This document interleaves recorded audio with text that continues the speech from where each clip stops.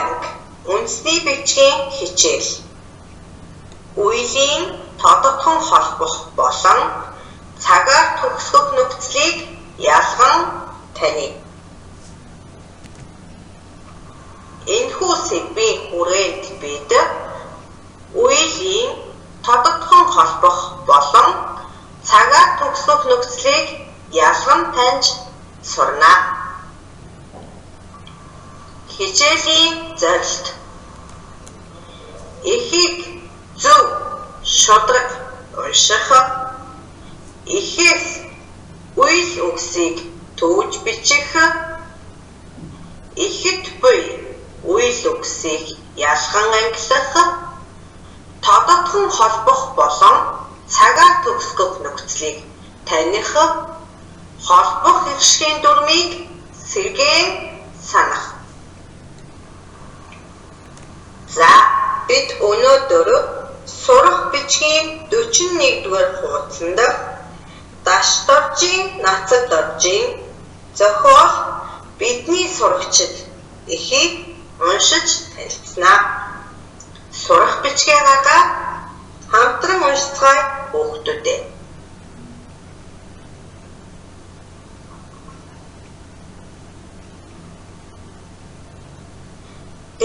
Нацаг дорж бидний сурагчид. Хөх Монголын ач нар түмэн үрс. Хөвгүүд охид цугаар цог зал төгс. Хүний түүхээ манлайлсаар хоожийг залгамжлагч залуучууд. Хөдөөгийн уул талаар соёлыг тарих үрс. Сурцгай та минь. Эрдэм номыг сур ах дүү нар минь. Эрх биш нэгийг оролдоод эхэл. Эхэлсэн тэр нэг зүйлээ эцсийг нь хүртэл оролдоод үз. Үүнд ч бэрхшээл тохиолдно. Энэ бүгдийг давж байж эрдмийг сурч эхэлдэг юм. Ээдээ хичээж үзээрэй та минь. За одоо эхээ багшигаа дагаад дахин нэг удаа уншийе. Нацаг дорж бидний сурагчид. Хөх Монголын ач нар түмэн үрс. Хөвгүүд охид цугаар цог зал төгс. Хүний түүхээ манлайлсаар хоожийг залгамжлагч залуучууд. Хөдөөгийн уул талаар соёлыг тарих үрс. Сурцгай та минь. Эрдэм номыг сур ах дүү нар минь. Эрх биш нэгийг оролдоод эхэл. Эхэлсэн тэр нэг зүйлээ эцсийг нь хүртэл оролдоод үз. Үүнд ч бэрхшээл тохиолдно. Энэ бүгдийг давж байж эрмийг сурч эхэлдэг юм. Ээдээ хичээж үзээрэй та минь. За, бүгдээрээ эхэд буй үйл үгсийг төвж бичиж.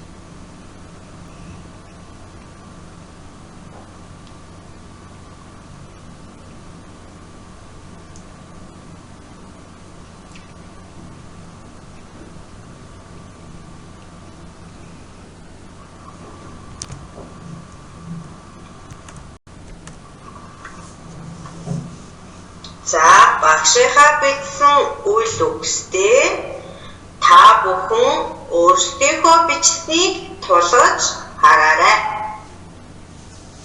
Ихэд дараах үйл үгс байна. Манлайлсаар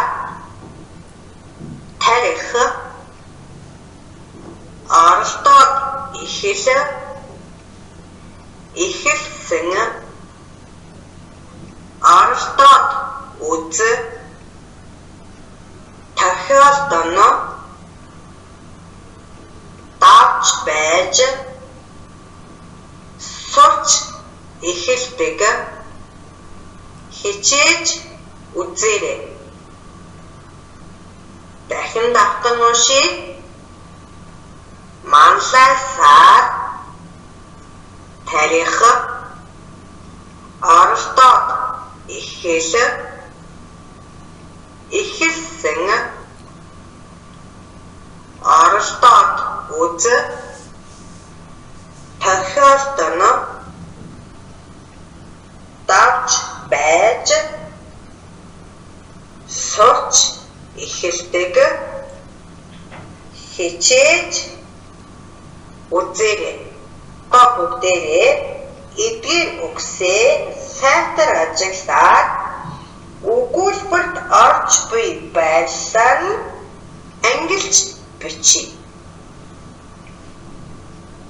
Энэхүү үйл үгс өгүүлбэрийн дунд болон төгсгөлд орж байна. Энэхүү байдлаар нь үйл үгсээ хоёр ангилж бичиж.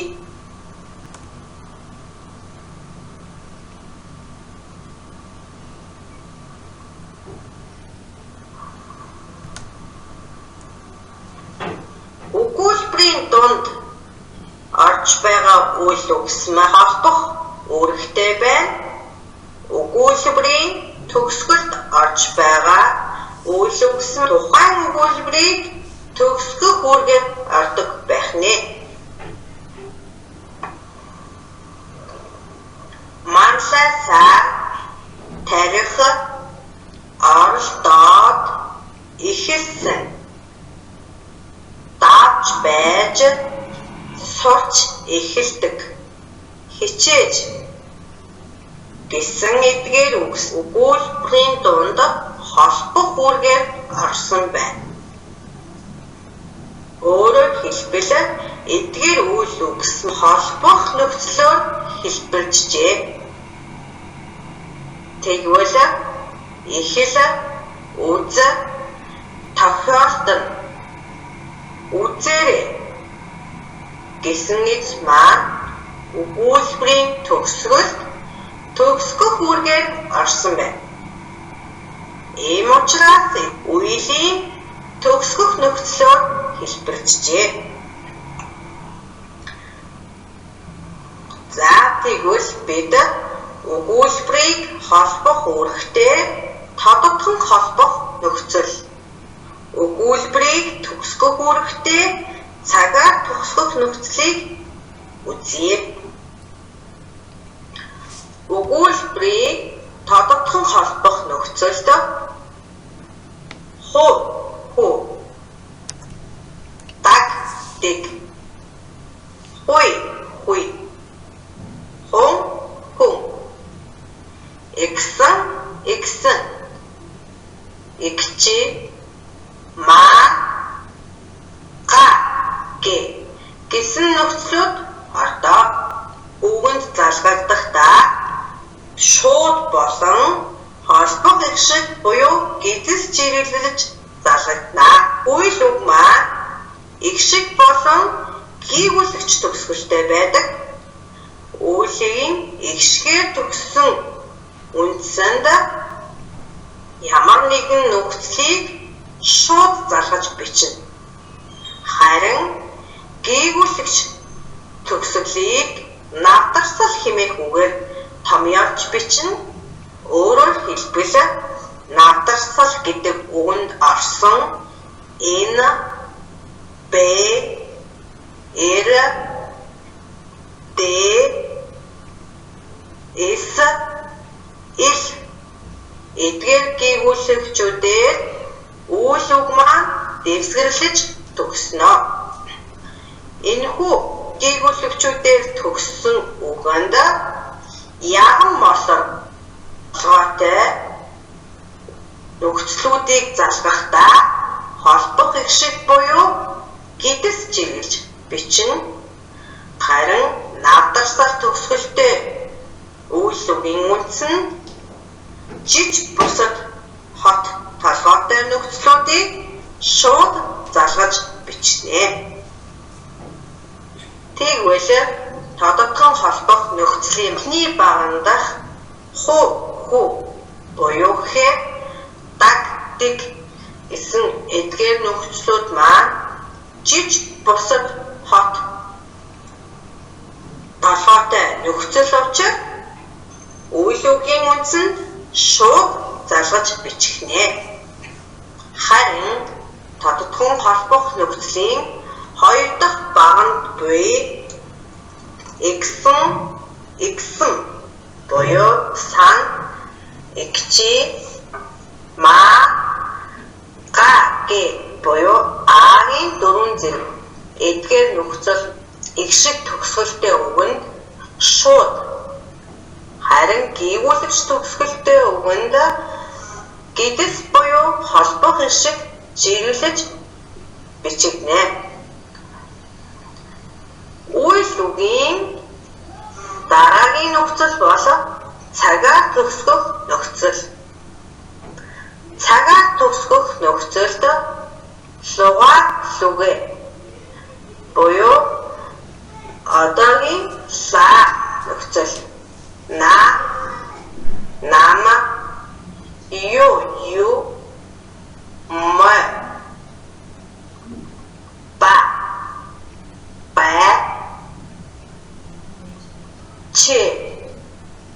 чи, за мөн эхний хэлбэр нь чухүй эдгээр нөхцлүүд орно. Үеийн цагаар төгсгөх нөхцөлийн эхний баганд дах нөхцлүүд ихшгээр төгссөн үгэнд шууд залгагдана. Харин гийгүүлэгчээр төгссөн үгэнд холбох их шиг буюу гидс жиргэлж залгагдана. Учир нь эдгээр нөхцлүүд маань яган молор толгойтой нөхцлүүд байна. Тэгвэл ба буюу в нөхцөл маш бусад хот толгойтой нөхцөл учир ямар ч үйл үг нь шууд залгагдах нэ. Дараагийн нөхцөл чи нөхцөл маань хатуу дэвсгэрээр төгссөн үг нь шууд залгагдана. Харин гişиг болон зөөлөн дэвсгэрээр төгссөн үгэнд шууд залгагдаж бичдэг байна. Тэгэхээр хүүхдүүдээ үйл үгийн үндсэнд эдгээр нөхцөлийг залгахдаа холбох хишгийн дүрмээ сайтар баримтаж бичгийг зөвлөж байна.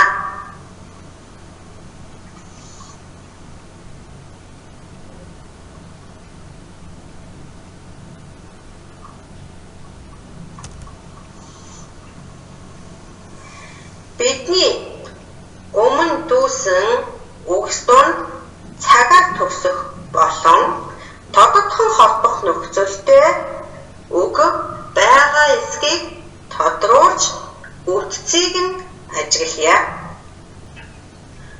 Хөхөөр тодруулсан нөхцлүүд маань тодотгон холбох болон цагаар төгсгөх нөхцлүүд байна.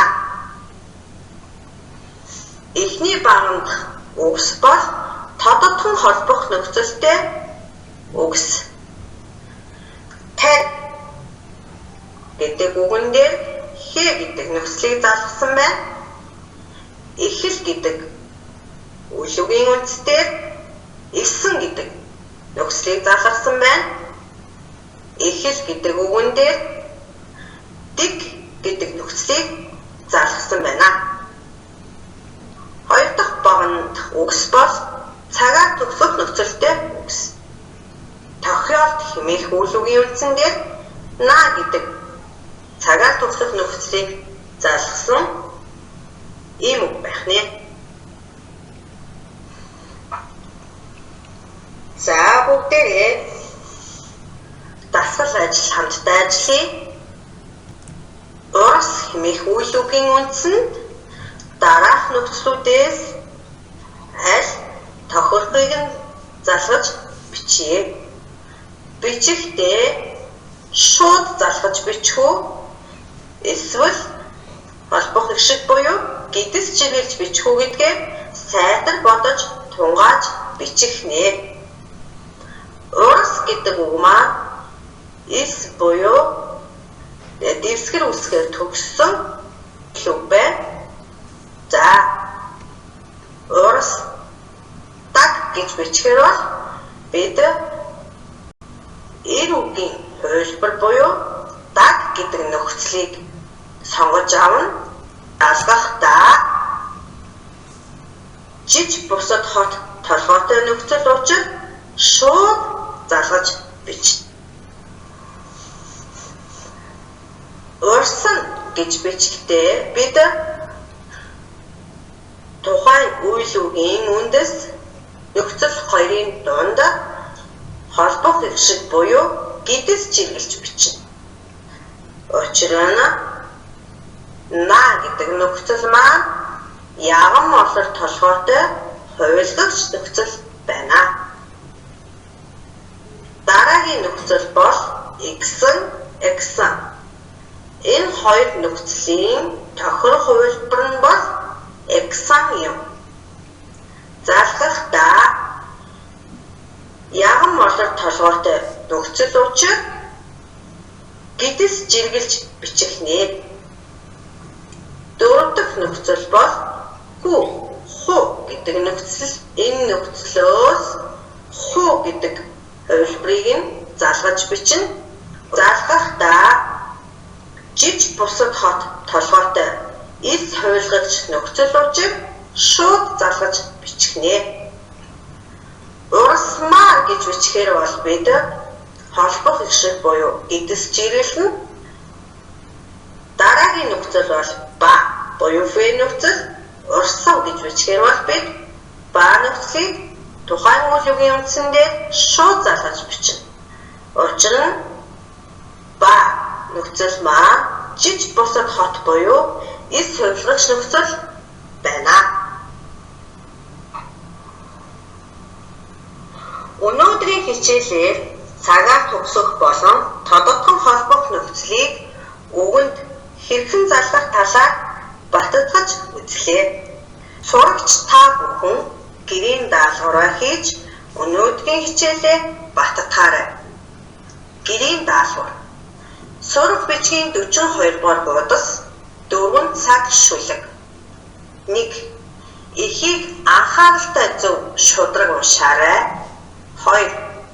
Хичээнгүй сайхан бичээрэй. 3.